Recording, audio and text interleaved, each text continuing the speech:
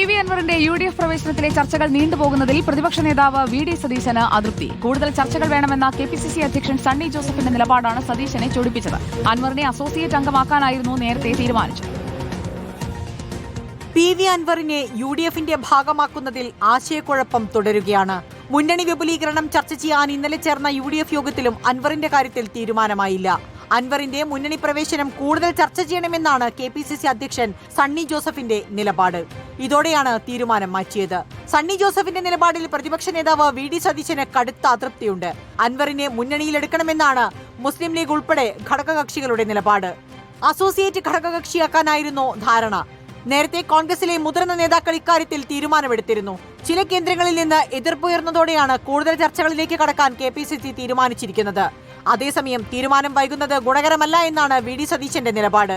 അൻവറിന്റെ വിഷയത്തിൽ തീരുമാനമെടുക്കാൻ കഴിയാത്ത സാഹചര്യത്തിൽ ഇന്നലെ യു.ഡി.എഫ് യോഗം വേഗത്തിൽ അവസാനിപ്പിച്ചിരുന്നു. ഇന്ന് പ്രതിപക്ഷ നേതാവ് സെക്രട്ടേറിയറ്റ് മാർച്ചിലും കെ.പി.സി.സി യോഗത്തിലും പങ്കെടുത്തിട്ടില്ല. ആരോഗ്യ പ്രശ്നങ്ങൾ കാരണം വിശ്രമത്തിലാണെന്ന് ഓഫീസ് അറിയിച്ചിട്ടുണ്ട്. എന്നാൽ അൻവറിന്റെ വിഷയത്തിൽ കെ.പി.സി.സി അധ്യക്ഷനെടുത്ത നിലപാടിലെ അതൃപ്തിയാണ് വിട്ടുനിൽക്കാൻ കാരണമെന്നും പറയപ്പെടുന്നു. റിപ്പോർട്ടർ, തിരുവനന്തപുരം.